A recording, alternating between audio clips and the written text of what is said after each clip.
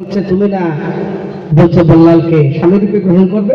বলে হ্যাঁ আমি বলছি, কিন্তু জানো না বেল্লাল হায়াত শেষ, সে মারা যাবে। বলে হুজুর আমি তা বিয়ে করবো, আমি তার 5 মিনিট যদি খেদমত করতে পারি।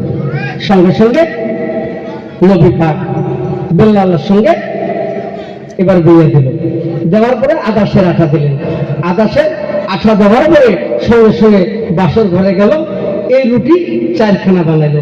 বানার পরে স্বামীকে খেতে দিল, দিয়ে স্বামীর পাশে বসে আছে, এক এক করে 3টে রুটি স্বামী খেয়ে ফেলছে। একটা রুটি স্ত্রীকে দিল, তুমি খাও। এই রুটিটা হাতে নিয়ে চিন্তা করে, আমি যদি খাই, স্বামী মারা যাওয়ার আগে যদি আমার কাছে কিছু খাবার চাই, তাহলে তো আর তো আমার নেই, কি দেবে? রুটিটা না খেয়ে মা রেখে দিল। এমন টাইমে রাত্রি 11টা বেজে গেল। রাত্রি 11টার সময় এক পাগল এসে রাত্রিবেলায় দরজায় খটখটাইয়ে ডাকতেছে, কেউ ঘরে আছো মা, ঘরে আছো? রাবেয়া বলতেছে স্বামীকে, স্বামী কে জন্য মা বলে ডাকছে? কলে দেখো তো কে ডাকতেছে। যে মা বলে ডাকে সে খারাপ হতে পারে না। সঙ্গে সঙ্গে বাইরে আসলো। এবার দরজাখানা খুলি, দেখে একটা পাগল, জামা কাপড় ছিঁড়ে তালি দেওয়া। আজকে বলছে মা তোমার ঘরে কিছু খাবার আছে? জি আছে, তো দাও, আমি 7 দিন ধরে কিছু খাই না। তখন রাবেয়া চিনতে পারে একটা রুটি আছে, স্বামীর জন্য রাখছি, আর এই পাগল বেটা 7 দিন ধরে খায় না, আর আমার স্বামী তো 3টে খাইছে, এটা তো আমাকে খাইতে দিছে, আমি যদি খাইলে হয়, যাক আমি তো খাই নাই। ওই রুটিটা আনিয়ে ওই রাবেয়া ওই পাগলকে দান করে দিল, বাবা তুমি খাও।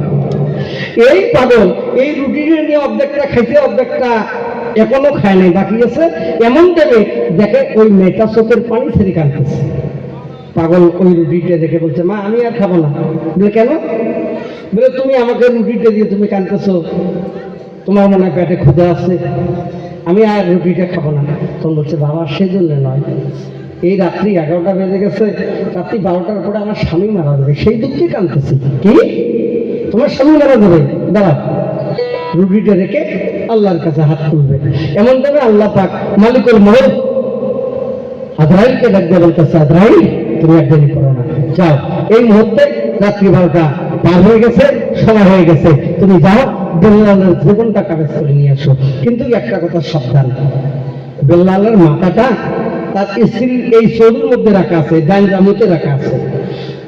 যতক্ষণ ওই ডাইন জামুত থেকে মাথাটা বিছানা বা মাটিতে রাখবে না, অতক্ষণ তার জীবন কাগজ করা যাবে না। সে কিন্তু সতী নারী। কোন নারীর ক্ষমতা আছে আজরাইলের স্বামীকে আটকে একটা পাবেন? পাবেন তোমরা? মাথা কেন যদি কম্বল দিয়ে ঢাকি ধরে, কুম্বলা স্বামীর জীবন ফসুট করে যাবে, কবারে পান। এখানে হলো সতীর পরীক্ষা। সতী হবার গেলে কিছু কর্ম আছে, করতে হয়, তাহলে ওই নারীটা সতীর দরজায় পৌঁছে যাবে। তাই এবার যখন এই কথা বললেন, বলার পরে আজরাইল আসি দেখে পাগল দরজায় বসে। দরজা স্যার। বলে তুমি কে? বলে আমাকে চিনবে না, তুই দরজা স্যার পরে দেখবি। বলে না আগে বল, ওখানে 2জন ঘরে আছে, একজন পুরুষ একজন নারী, ঘরে যাওয়া যাবে না, বল তুই কেন আসছিস? ওই পাগলের সাথে আজরাইলের কথা হয়।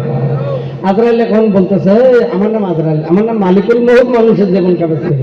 বলে কেন আসছিস? বলে বেল্লালের জীবন নিতে। বলে এলাই ভরি যা। তাহলে এ একজন পাগল আজরাইলের দেখতে বলছে, আজরাইলের সঙ্গে কথা কবা না। বলে এই মুহূর্তে চলে যা। কিছুক্ষণ আগে ছেলেটার সঙ্গে মেয়েটার বিয়ে হলো, আর আল্লাহ কি কিছুই বোঝে না, আল্লাহ সঙ্গে জানে। তুই যা, যে আল্লাহ ছেলের হায়াত বাড়ে চাচ্ছে। বলে না খবর নাই। তখন আল্লাহর নাম স্মরণ করে ওই পাগল এমন করে একটা হুঙ্কার ফেললেন, আজরাইলকে বলছে আজরাইল তুই যদি না যাস, এই মুহূর্তে তোর জীবনটা আমি কাগজ করবো। তা আল্লাহ শ্রেষ্ঠ বান্দা বান্দী হিসেবে মানুষকে তৈরি করছে, শ্রেষ্ঠ জীব হিসেবে। সঙ্গে সঙ্গে আজরাইল ঘুরে গেলেন। আল্লাহ বলতেছে আজরাইল বেল্লালের রোজ জমা দাও। বলে আল্লাহ অন্য কথা বাদ দাও, তোমার আজরাইল কয়টা? বলে কেন তুমি একাই? বলে ভালো করে কেন আজরাইল কয়টা? বলে তুমি একাই। বলে নয়, ওটা আরো একটা আজরাইল বসিয়েছে, এটা মরে জীবন কাগজ করে যাচ্ছে। ওটা আমার ভক্ত পাগল, তাকে সালাম দিসনি? বলে না, আমি মনে করছি আমার থেকে বড় আর দুনিয়ায় কেউ নেই, আমার থেকে বড় আপনি। আমি তো মানুষের জীবন কাগজ করে, আমার থেকে বড় কি করে হবে? বলে এই পাগল বুঝিস না, নিজে নিজে বড় বললে সে বড় নয়, লোকে যাকে বড় বলে সে বড় হয়। তাই তুই জানিস না, যা তাকে সালাম আলকে দিয়ে বেল্লালের জীবনটা নিয়ে চলে মুনি আর যাবার পার নয়, জিবরাইল পাঠা দাও। জিবরাইল আসলেন, জিবরাইল আসিয়া বলছে পাগল হাত নামাও, আল্লাহর আরো ধ্বংস হয়ে যায়। তখন বলতেছে চাও আল্লাহর কাছে কিছু হায়াত নিয়ে আসো। ছেলেটা এই পাগল তখন এই কথা বললেন, জিবরাইল যে 7 দিনকার হায়াত দেখিয়া ধরিয়েছিল, বলে আল্লাহ এই যে 7 দিনের হায়াত দিছে তুমি এখন হাত নামাও। বলে যাক আল্লাহ তখন খুশি রাজি করিয়া 7 দিনের হায়াত দিছে, আমার কোনো দুঃখ নাই, কিন্তু একটা কথা, আল্লাহ খুশি করি 7 দিনের দিছে, আমার একটাই আবেদন আছে, 7 দিনে যে কোনো একটা সংখ্যা দিলে আমি পাগল খুশি হব। কি ভাই 7 দিনে যদি আর একটা 7 দেওয়া যায় কত হবে?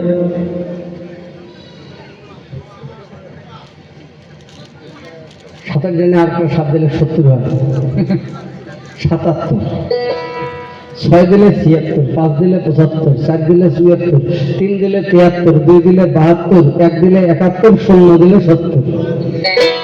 বুঝছেন? সঙ্গে সঙ্গে আল্লাহ পাকের মহিমা কে বুঝতে পারে, একটা ফোঁটা 7 ডাইনে পড়ে যায়। একটা যখন ফোঁটা পড়ে গেল 70 বছর হায়াত পেল। 70 বছর হায়াতের চিঠি নিয়ে জিবরাইল সেই পাগলকে দিল। পাগল বলতেছে মা কোনো আর দুঃখ নাই, তোমার স্বামী আর মারা যাবে না, 70 বছর হায়াত খেলা পেয়েছে, সুন্দর করে বেল্লাল আর রাবেয়া সুন্দর করে সংসার করে খায়। এখান থেকে হযরত বেল্লালের জীবনে সদিনাই প্রতিদার বাদী সমাপ্ত হয়ে যায়। বেল্লাল এসি রাইতে বেকার বাসি বাজে, বাসি